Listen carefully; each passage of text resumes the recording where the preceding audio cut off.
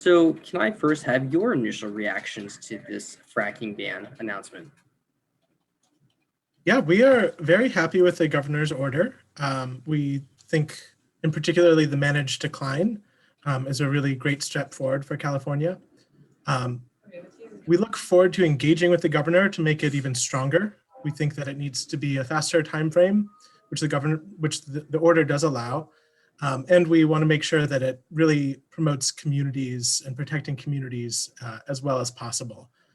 In particular, we really want to see 2,500-foot setbacks that protect communities and stop neighborhood drilling. And we'd really like to see the governor come out with a moratorium on drilling in that distance immediately. At the same time, we look forward to engaging with CalGEM, the state's regulatory agency that regulates oil and gas, who's engaged in a rulemaking right now. So we look forward to working with them to promote a setback of that distance too. And here in Bakersfield and Kern County, do you know what kind of effects that our community is seeing from all of this, the air quality and just from all this oil drilling and fracking? Yeah, in short, they're pretty bad. Kern County has among the worst air quality in the country, and oil and gas pollution is a significant contribution to that. And I mean from the extraction activities, not the burning of fossil fuels. That's also a contributor, but the extraction of oil and gas is a serious contributor to air pollution in the area. It's also really bad for water and contributes to groundwater contamination as well as surface water contamination. And it pollutes soil. So it's really pretty noxious stuff. It produces particulate matter pollution. It produces volatile organic compounds or VOCs, and as a result, ozone. And it also creates toxic air pollution. That's especially bad stuff. Hydrogen sulfide, for example, benzene, very, very dangerous air pollutants. And people living near oil and gas wells have they have health problems as a direct result of this. Research shows associations between living near oil and gas and increased rates of cancer, asthma, birth defects, increased preterm birth, headaches, nosebleeds, just all sorts of problems, cardiovascular, pulmonary, all sorts of health problems that result directly from living near oil and gas.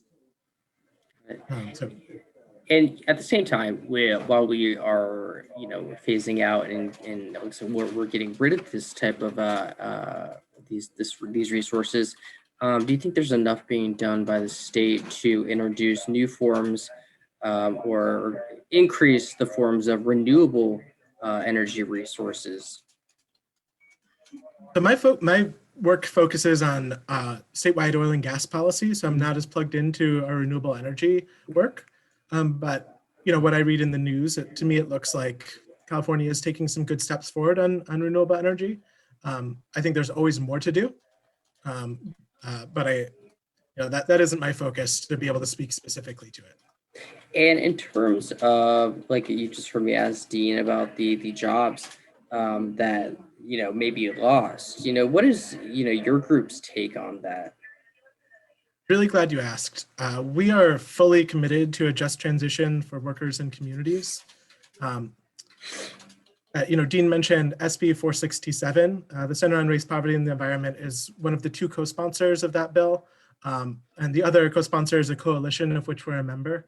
And we realized that bill, which would have banned the most dangerous drilling practices in the state, because those dangerous practices are so incredibly widespread in California compared to other states, the bill was effectively a managed decline bill. In other words, it would have phased out all oil and gas drilling, just about, maybe not all, at least half, and potentially closer to all of oil and gas drilling in the state.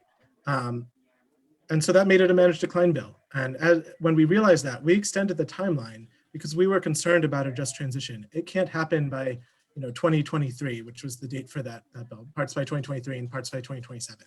And we thought that wasn't enough time for Kern County to transition workers and tax revenue.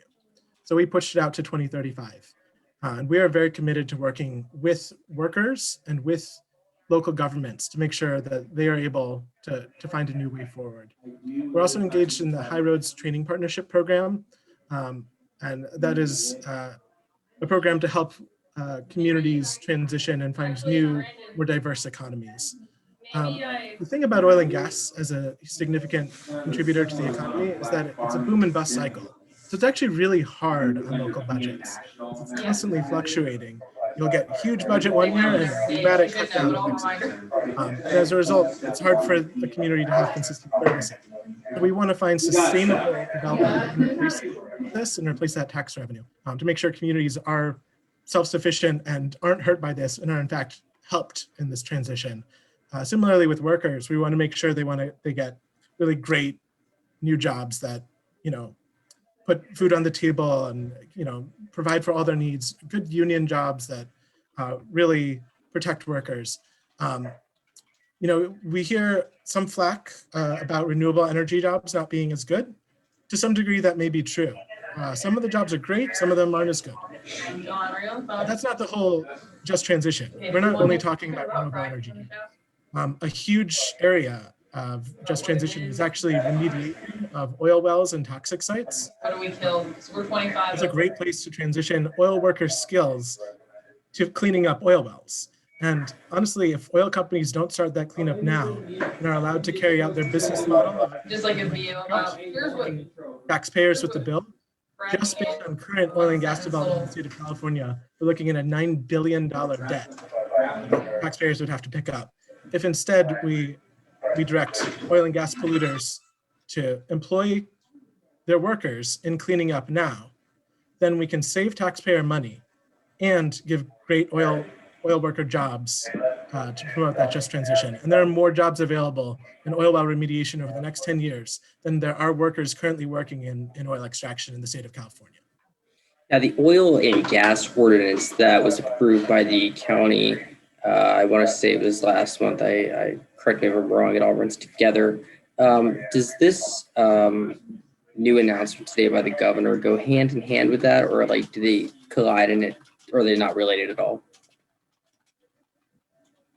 I would say that they aren't necessarily incompatible entirely, but they are definitely at cross purposes. The Kern County Oil and Gas Ordinance that just passed is designed to increase oil and gas development very quickly in Kern County. We're talking about tens of thousands of new oil and gas wells approved with a single environmental review. It had a 210-foot setback to protect neighborhoods, which is really deeply insufficient. This managed decline program is the opposite. We're looking at ramping down oil and gas production. And how do we envision a future past this? What do our workers need? What do our communities need?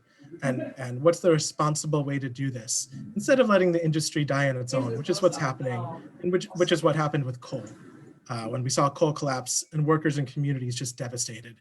Instead, California is responsibly looking at how do we transition away gradually. Kern County, on the other hand, is putting their foot on the accelerator so they can extract as much wealth as possible in the next few decades for these out-of-state and international oil companies that have no vested interest in Kern County or our communities. Dan, do you have anything else that you want to say? I just want to repeat our call for 2,500-foot setbacks. Right now, the oil and gas industry benefits from environmental racism. I don't mean to say that this is intentional. I'm sorry, I do mean to say this is intentional. This is absolutely intentional. It is not accidental. What I meant to say is it's not based out of hate. It's based out of opportunism. Oil and gas companies know that they can cite their polluting industry in communities of color because those communities are already facing oppression. And they know they will have less pushback than if they put their operations in affluent white communities. And so we have decades, a century of environmental racism in oil and gas pollution. And there's a clear path to ending that environmental racism in the sector. And setbacks are a huge part of that.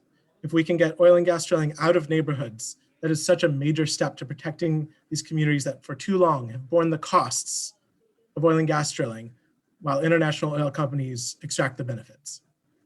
I think that's really interesting, environmental racism, and we don't talk about that really too often. I have, and none of the interviews I've done today has that even come up, and I really am curious about that, especially how it's affecting our own community. Um, I guess speaking in Kern County in general, is that affecting like the Hispanic and Black population the most, or is it one or the other who's being more affected? Yeah, so there are more detailed analyses of these that I can share with you if you'd like. But yes, this is definitely affecting Hispanic and other people of color more than it is affecting white people. And why do you think that is necessarily? Do you think it's just because of the areas in which people of color live in, or why are they more affected? That's what I want to know. So the main reason is because oil and gas companies know they can get away with it. It's easier when you have people who have less political power, and communities of color, low-income communities tend to have less political power than rich white communities. So oil and gas companies put the wells where they can get away with it in those communities. There is a certain degree of where's the oil, and it happens to be in Kern County.